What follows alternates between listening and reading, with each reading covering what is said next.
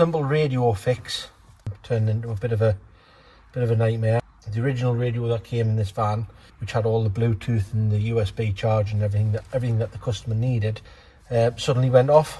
I had a look for a new radio. Second-hand one was about £280. Obviously, that would have been a direct fit. Customer didn't want to sort of spend that kind of money. For second-hand one's £280. This is a fairly new vehicle, so I would imagine that a new one would be substantially more. So they opted for the aftermarket radio with the USB and the Bluetooth, which I've wired the microphone up there for the Bluetooth hands-free. Trying to get this to fit. Now, we've ordered 2 fitting kits. Not one of them fit. Obviously, when you look at the photo, it looks right. The first one came and it was literally this big. It was far too big. You can't tell from the photo. So I've ordered another one. That one looks like it could be right. That one's also wrong. Now I've decided what I'm going to do is I'm going to use the original fascia panel here and the cage. Where I'm up to now, I'm up to here.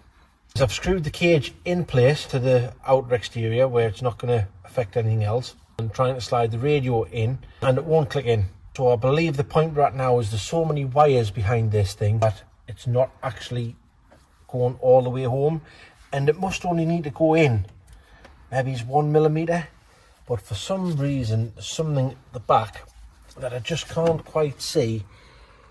I think I might need to open the cage at the back, the plastic cage that sits in here, so it goes to about here on the dashboard. Possibly have to open it out to accommodate the length of the actual radio. And this is just a simple fitting a radio, but because the van's so new, there's no direct fitting kits. Even the wiring, I've had problem finding the wiring kit.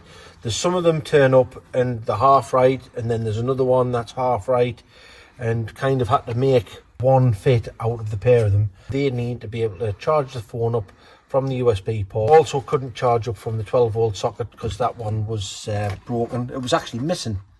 So I've wired a 12-volt socket there. They just need to plug one of those USB chargers in there. But if that ever goes off, they've also got the ability for the USB here. This will give them the Bluetooth and everything that they need. Pioneer Smart Sync. I don't know what that is, but it sounds very good. What I'm going to have to do is I'm going to have to take this radio back out again, take the cage out that I've secured in, possibly open up the plastic at the back so that this radio sits just ever so slightly further back, and then once it's in I can get the surround on it there, this over the top, that'll fit in there like that, and that surround should fit in there quite nicely. And when it's in, it'll look perfect, but what you can't see is all of the things going on behind, all of the work that's actually involved in this simple radio change just to get Bluetooth and some USB charging.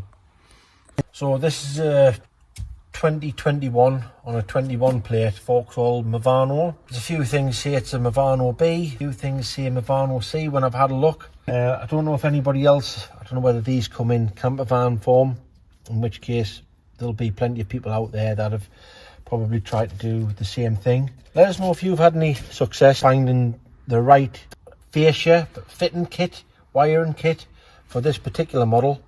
So I'd love to know where you found it from and how you've actually done it. So I know there's some vehicles out there there's just nothing, and people have been quite creative and they've made their own things. If you have any suggestions on how you've done it or what you've managed to find, I'd love to hear.